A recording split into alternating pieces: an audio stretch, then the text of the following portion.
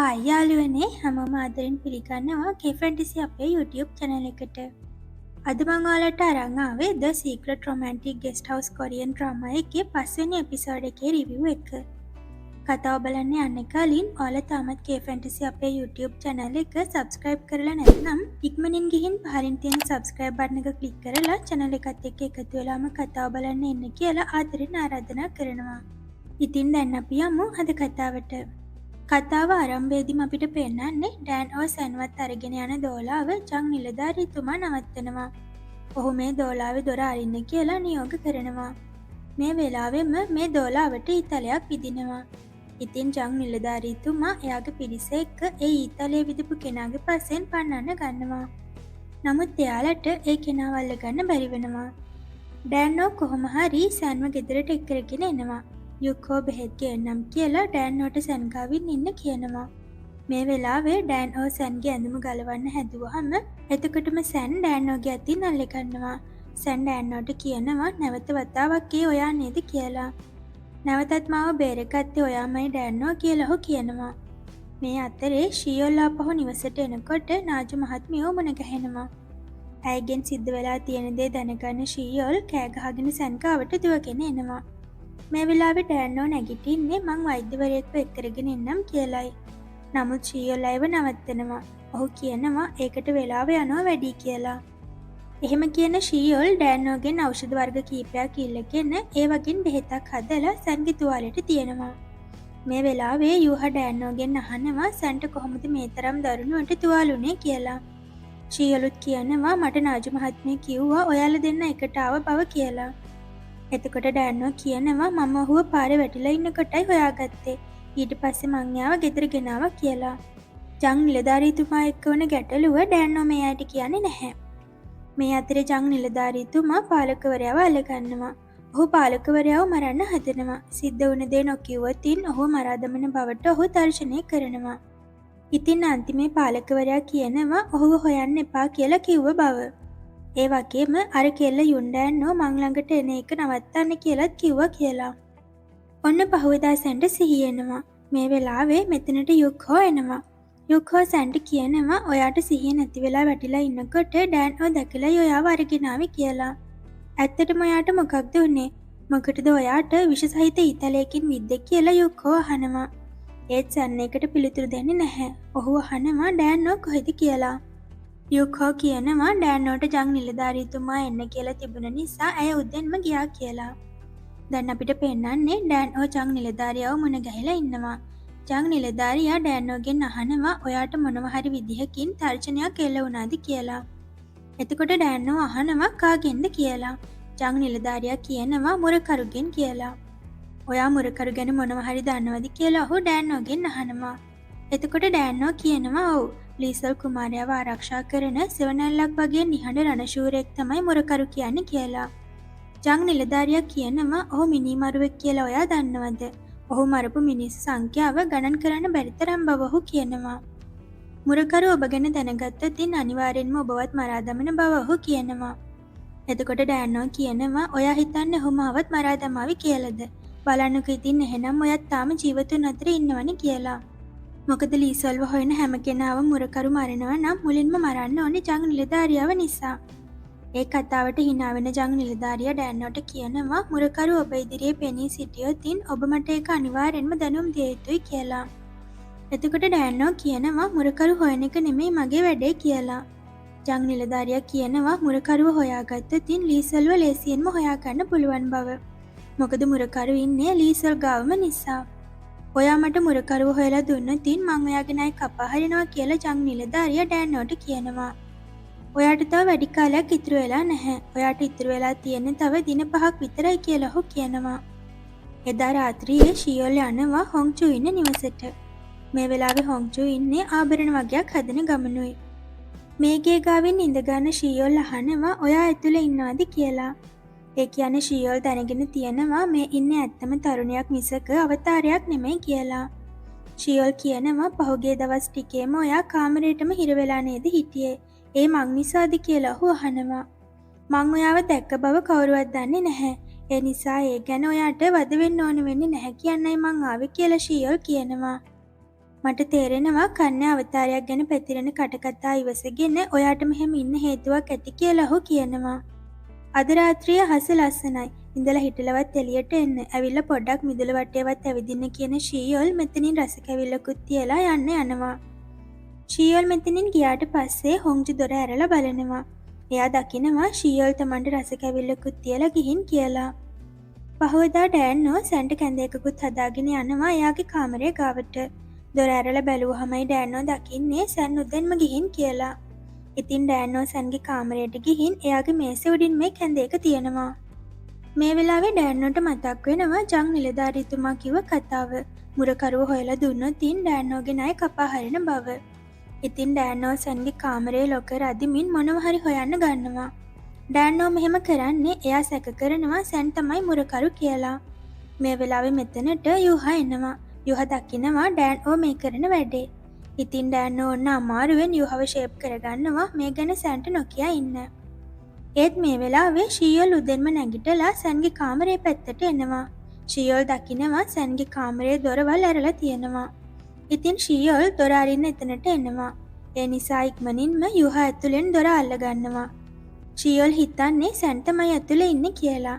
ඉතින් එයා දොර ඇරියේ නැති එකට බැන ෂීයෝල් මෙතනින් යනවා. මෙතනින් ආපහු යනකොට යුහා දකිනවා ඩෑන්නෝගේ සපත්තු දෙක හොඳටම ගෙවිලා තියෙන බව. මේ අතරේ යුක්හෝ පොතක් කියවමිනුයි ඉන්නේ. මේ වෙලාවේ මෙතනට ෂීයෝල් එනවා. ඒත් ෂීයෝල්ව දැකලා යුක්හෝ එයා කියව හිටිය පොත හංග ගන්නවා. ඒත් ඉතින් ෂීයෝල් ඒක දකිනවා. යුක්හෝ කියව ඉන්න පොත උදුරලා අරගන්න ෂීයෝල් මේ පොත කියවන්න ගන්නවා. මේක ආදර නවකතා පොතක්. ඉතින් මේක ෂීයෝල් hina වෙවි හයියෙන් කියවන්න ගන්නවා. ඉතින් ෂීයෝල්ගෙන් පොත උදුරලා ගන්න යුක්හෝ කියනවා ඒක ලස්සන ආදරයක් ගැන තියෙන කතාවක් බව. ඔයා වගේ අත්දැකීම් අඩු ළමයෙක්ට ඒව තේරෙන්නේ නෑ කියලා ඔහු කියනවා. එතකොට ෂීයෝල් hina වෙලා කියනවා ඔයා කියන්නේ මට අත්දැකීම් නෑ කියලාද? මං නිසා අඬපු කාන්තාවන්ගේ කඳුළු වලින් ලිඳක් වුණත් පුරවන්න පුළුවන් බව ඔහු කියනවා. ඒ ලිඳ කොයිතරම් ගැඹුරුයිද කියනවා නම් ඒ ලිඳ කිසිම දවසක වියලෙන එකක් නෑ කියලා ඔහු කියනවා. එතකොට යුක්හෝ කියනවා ඒ කියන්නේ මං තාම ඔයා ගැන හරියට දන්නේ නෑ වගේ කියලා. මේ වෙලාවේ යුක්හෝට එකපාරටම මතක් වෙනවා සැන්ගේ තුවාලෙට බෙහෙත් කරේ ෂීයෝල් බව. යුක්හෝ කියනවා වෛද්‍යවරු පවා මේ වගේ විෂ සහිත ඊතලයක් වැදුනහම ඒ කෙනාව බේරගන්න ලොකු උත්සාහයක් ගන්නවා. ඒත් ඔයාට පුළුවන් වුණා ඉක්මනින්ම සැන්ව නැවත නැගිටවන්න කියලා. ඔයා කොහොමද ඒක කළේ කියලා යුක්හෝ අහනවා. මේ ප්‍රශ්නෙට ෂීයෝල් ටිකක් කලබල වෙනවා. මං ඒක හෙන් මෙහෙන් ඉගෙන ගත්ත දෙයක් විතරයි කියලා ෂීයෝල් ඉක්මනින්ම මෙතනින් මාරු වෙනවා. දැන් ෂීයෝල් එක අවන්හලකට ගිහින් පානය කරමින් ඉන්නවා. මේ වෙලාවේ මෙතන එහා පැත්තේ හිටපු මිනිස්සු දෙන්නෙක් කලින් ඔටුන හිමි කුමරුට සහ ඔහුගේ උරුමකරු ලීසල් කුමාරයාට වුණ දේ ගැන කතා කරනවා ෂීයෝල්ට ඇහෙනවා. ෂීයෝල් මේ වෙලාවේ ඉන්නේ කැන්තියෙන්. එයාගේ මූණ වෙනදට නිතරම තියෙන්නේ සිනා වෙන්නේ. ෂීයෝල් මෙතනින් කේන්තියෙන් යන්න යනකොට ජං නිලධාරියා ඇතුළු පිරිස මෙතනට එනවා. ජං නිලධාරියා දකිනවා ෂීයෝල්ගේ මුහුණ කේන්තියෙන් පිරලා තියෙන විදිහ. ඔහුට මතක් වෙනවා ලීසල් කුමාරයා ඔහුට මුණ ගැහුණ මොහොතේ කුමාරයාත් ඔහු දිහා මේ විදිහටම බැලුව බව. ඉතින් ජං නිලධාරියා ඔහුගේ සෙබළෙක්ට කියනවා මල්වත්තේ ඉන්න සියලුම තරුණයන් ගැන ආයෙමත් පසුබිම් පරීක්ෂාවක් කරන්න කියලා. ලීසල් කුමාරයා අවුරුදු ගාණක් තිස්සේ හැංගිලා ජීවත් වෙන නිසා තමන්ගේ අනන්‍යතාවය බොරු කරන එක ඔහුට මහ වැඩක් නෙමෙයි කියලා ඔහු කියනවා. මේ අතරේ ඩෑන්නෝ යනවා උණවනාන්තරයේ සැන් පුහුණු වෙන තැනට. ඩෑන්නෝ මෙතනට යනකොට සැන් මොනවා හරි දෙයක් පුළුසමින් ඉන්නවා ඩෑන්නෝ දකිනවා. ඩෑන්නෝට මතක් වෙනවා ජං නිලධාරියාට කිව්ව කතාව. මුරකරු පෙනී සිටියොත් ඉන් ඔයා මට දැනුම් දිය යුතුයි කියලා. ඩෑන්නෝ සැන්ට බෙහෙත් අරගෙනයි මේ එන්නේ. ඒත් මේ වෙලාවේ සැන් ඒක බොන්නේ නැහැ. එයා ඩෑන්නෝට කියනවා ඒ රාත්‍රියේ මාව බේරගත්තට ඔයාට ස්තුතියි කියලා. ඒත් තවදුරටත් මං ගැන කරදර වෙන්න එපා. ඒක අපි දෙන්නටම අපහසුතාවයක් කියලා සැන් කියනවා. එතකොට ඩෑන්නෝ කියනවා ඔයා ඒ වගේ තුවාල වෙලා හිටියහම මං කලබල වුණා. ඒක ඔය තරම් ලොකු දෙයක් නෙමෙයිනේ කියලා. මේ වෙලාවේ සැන් තරහෙන් කියනවා ඔයා මං ගැන දන්න දෙයක් නෑනේ කියලා. එතකොට ඩෑන්නෝට ජං නිලධාරියා කිව්ව කතාව මතක් වෙනවා. මුරකරු මිනිමරුවෙක් බව. සැන් ඩෑන්නෝගෙන් අහනවා ඔයා මං ගැන කුතුහලයෙන් ඉන්නවා වගේ පේන්නේ. ඔයා දන්නවද මං කවුද කියලා. එතකොට ඩෑන්නෝ හිතනවා ඔයාද මුරකරු කියලා. ඇත්තටම මිනිස්සු බයෙන් කතා කරන මුරකරු ඔයාද කියලා ඩෑන්නෝ හිතනවා. ඩෑනෝ සැන්ගෙන් අහනවා ඇයි ඔයා ගැන දන්න අයට මොකක්ද වෙන්නේ කියලා. මේ වෙලාවේ සැන් ඩෑනෝගෙන් අහනවා ඔයා මං ගැන ඔතරම් කුතුහලයෙන් ඉන්නේ ඇයි කියලා. එතකොට ඩෑනෝ කියනවා එහෙම වෙන එක සාමාන්‍යයිනේ. කොහොමද රාජ්‍ය හමුදා විභාගයට පෙනීන සාමාන්‍ය රණශූරයෙකුට විශසහිත ඊතලයක් වදින්න කියලා අහනවා. මේ වෙලාවේ සැන් කියනවා ඒ මං සාමාන්‍ය රණශූරයෙක් නෙමෙයි නිසා කියලා. ඔයා ඔයාගේ වැඩක් බලාගන්න කියලා සැන් අයට කියනවා. ආයෙත් පාරක් ඔයාට මාව ඒ වගේ දකින්න ලැබුණොතින් මගෙන් පුළුවන් තරම් ඈතට දුවන්න කියන සැන් මෙතනින් යනවා. එදා රාත්‍රියේ නාජු මහත්මිය වැඩ කර කර ඉන්න තැනට යුක්හෝ එනවා. නාජු මහත්මිය මේ වෙලාවේ හොඳටම නිදිමතේ ඉන්නේ. ඉතින් යුක්හෝ කියනවා මං මේ වැඩ ඉවර කරන්නම් ඔයා ගිහින් නිදාගන්න කියලා. යුක්හෝ මේ වෙලාවේ එක එක කවි නිසඳස් නාජු මහත්මියට කියනවා. ඔහු කියනවා හරිනම් දැන් ඔයාට තේරෙන්න ඕනේ මං ඔයාට ආදරය කරන බව කියලා. යුක්හෝ නාජු මහත්මියට කැමතියි. මේ අතරේ රජතුමා ජං නිලධාරියව හමු වෙනවා. ජං නිලධාරිය රජතුමාට දැනුම් දෙනවා සින්වන් හෝ තමන්ට ලීසල් කුමාරයව පණ පිටින් ගෙන්න කිව්ව බව. ජං නිලධාරිය රජතුමාගෙන් අහනවා බැරි වෙලාවත් මට හෝ පණ පිටින් අල්ලගන්න බැරි වුණොත් ඉතින් මට ලීසල්ව මරා දමන්න අවසර තියෙනවද කියලා. ඉතින් රජතුමා හොට එකට අවසර දෙනවා. මාලිකාවෙන් පිට වෙන ගමන් ඉන්න ජං නිලධාරියා හමු වෙන සෙබළෙක් කියනවා හදිසි පණිවිඩයක් දැනුම් දෙන්නාව බව. ෂීයෝල් ගැන මොනව හරි මේ සෙබළට දැනගන්න ලැබිලා වගේ. ඔන්න පහවදා කට්ටියම කෑමට එකතු වෙනවා. සැන්ගේ අත තුවාල වෙලා නිසා එයාට කන්න අමාරුයි. ඉතින් ඩෑනෝ එයාට කෑම එක අරන් දෙනවා. නමුත් සැන්න එක නොකා මෙතනින් නැගිටලා යනවා. ඊට පස්සේ සැන් සූදානම් වෙලා නිවසින් පිට වෙනවා. සැන් යනකන් ඉඳලා ඔහුගේ පිටිපස්සෙන් ඩෑනෝත් හොරෙන්ම යනවා. මේ දිහා යූහයි ෂීයලුයි බලාගෙන ඉන්නේ. ඩෑනෝ සැන්ගේ පිටිපස්සෙන් එයාට හොරෙන් යනවා. සැන් යන්නේ බුයන්ගක් වලට. ඩෑනෝ ගිහින් හොරෙන් සැන් දිහා බලාගෙන ඉන්නවා. එයා හිතන් හිටියේ සැන් මේ යන්නේ ලීසල් කුමාරයව මුණ ගැහෙන්න කියලයි. නමුත් සැන් මුණ ගැහෙන පුද්ගලයාව දැක්කහම ඩෑනෝට තේරෙනවා මේ ලීසල් නෙමේ කියලා. මේ අතරේ යූහා එයා ඉන්න රහස් සංවිධානයේ අයත් එක්ක රැස්වීමකට යන ගමනුව ඉන්නේ. මේ වෙලාවේ යූහා දකිනවා ලස්සන සපත්තු දෙකක් විකුණන්න තියෙනවා. එයා ඒක අතට අරගෙන බලනවා. ඊට පස්සේ යූහා යනවා මේ රැස්වීමට. එයාලා එක රහස් පොතක් පරිවර්තනය කරමිනු ඉන්නේ සාමාන්‍ය ජනතාවට කියවන්න බෙදා හරින්න. මේ වෙලාවේ යූහා කියනවා අපේ සංගමයට අරමුදල් සපයන පුද්ගලයාව මට මුණ ගැහෙන්න ඕනි කියලා. මේ සංගමය පවත්වාගෙන යාම වෙනුවෙන් කෙනෙක් අරමුදල් සපයනවා. නමුත් මේ අය දන්නේ නැහැ ඒ කවුද කියලා. මේ අතරේ සැන් මේ හමු වෙලා ඉන්නේ එයා වෙනුවෙන් වැඩ කරන පුද්ගලයෙක්වයි. සැන් ඔහුට කියනවා ජං නිලධාරීතුමා ගැන සෑම දෙයක්ම මට හොයලා දෙන්න කියලා. ආපහු එනකොට සැන්ට බාන්‍යාව මුණ ගැහෙනවා. බාන්‍යා සැන් ගැන හොයලා බලලා ඇය දැනගෙන තියෙනවා සැන් මල්වත්තේ නැවතිලා ඉන්න බව. ඉතින් බාන්‍යා තමන් ගැන හොයපු එකට සැන්ට නම් තරහ යනවා. මේ වෙලාවේ බාන්‍යා කියනවා ඔයා තමයි මගේ පළමු මිනිසා. එදා කරපු උදව්වට බොහොම ස්තුතියි කියලා. නමුත් සැන් නම් ඇයව ගණන් ගන්නේ නැහැ. සැන් ආපහු එනකොට එයාට යූහා මුණ ගැහෙනවා. යූහා සැන්ගෙන් අහනවා එයාට දැන් හොඳයිද කියලා. මේ වෙලාවේ සැන්ට තේරෙනවා යූහා ඉන්නේ එයාට තුවාලුන විදිහ ගැන කුතුහලයෙන් බව. ඉතින් සැන් ඒ ගැන යූහාගෙන් ඇහුවහම ඔහු කියනවා නෑ මට ඒ ගැන දැනගන්න අවශ්‍ය නැහැ. නමුත් ඔයා නිසා කොයි මොහොතක හෝ ඩෑනෝට රිදුනොත් නම් මට ඔයා ගැන කුතුහලයක් ඇති වෙයි කියලා ඔහු කියනවා. සැන්ට තේරෙනවා යූහා මේ තමන්ට තර්ජනය කරන බව. සැන් ආපහු තමන්ගේ කාමරයට ගිහින් ඇඳුම් මාරු කරමින් ඉන්නකොට මෙතනට ඩෑනෝ එනවා. එයා මේ එන්නේ සැන්ගේ තුවාලයට බෙහෙත් දාන්නයි. සැන් මුලින් නම් මේකට කැමති වෙන්නේ නැහැ. නමුත් තනියෙන් මේ වැඩේ කරගන්න බැරි බව තේරෙන සැන් ඩෑනෝට තුවාලයට බෙහෙත් දාන්න ඉඩ දෙනවා. ඊට පස්සේ ඩෑනෝ යනවා එයාගේ අක්කා හොංචුට කෑම අරගෙන.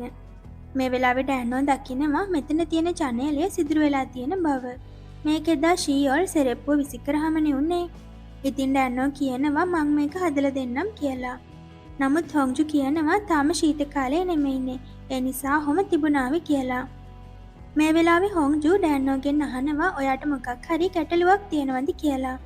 නමුත් ඩෑන්නෝ මල්වත්තට ඇති වෙලා තියෙන ප්‍රශ්නය ගැන හොංජුට කියන්නේ නැහැ. ඒත් හොංජු එක දැනටමත් දන්නවා. එයාට ඒක නාජු මහත්මිය කියලා. ඉතින් හොංජුට ඩෑන්නෝ කියනවා ඔයා ඒ ගැන හිතන්න එපා. මං ඒක බලාගන්නම් කියලා. එතකොට හොංජු කියනවා මාව ආරක්ෂා කරන්න ඔයාවම අමාරුවේ දාගන්න එපා කියලා. ඔයා දිගටම මට හොම්කන් නොදුන්නොත් ඉතින් මං දන්නවා කරන්න ඕන දේ. මං යනවා චං නිලධාරීතුමාව මුණ ගැහෙන්න කියලා. මේ කතාවට කලබල වෙන ඩෑන්නෝ කියනවා ඔයාව ඔහුගෙන් ආරක්ෂා කරගන්න අපි මේ තරම් දේවල් කරාට පස්සේ කොහොමද ඔයා ඔහොම කතාවක් කියන්නේ කියලා. එතකොට හොංජු කියනවා මං වෙනුවෙන් කරා කියලාද කියන්නේ. මට කවදාවත් මෙහෙම ජීවත් වෙන්න ඕනුනේ නෑ කියලා.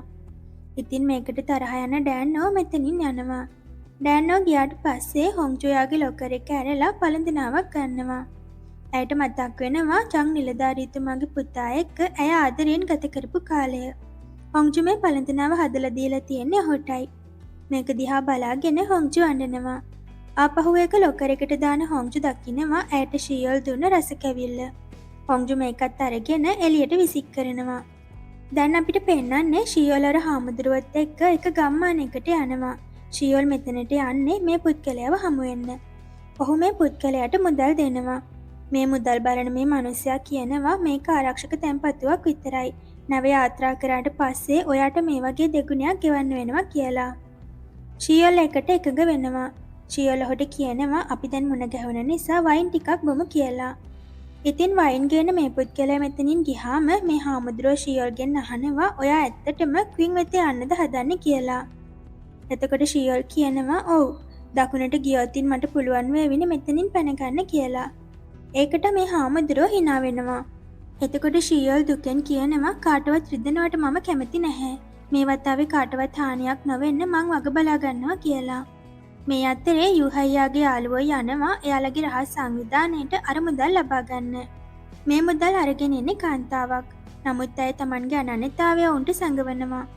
ඉතින් යුහා මේ මුදල් ආපහු ඇයකාවටම ගෙනහින් කියනවා Tamanව හඳුන්වා නොදෙන කෙනෙක්ගෙන් ගන්න මුදල් ගැටලු ඇති කරන්න පුළුවන් නිසා අපිට මේව බාර ගන්න බෑ කියලා.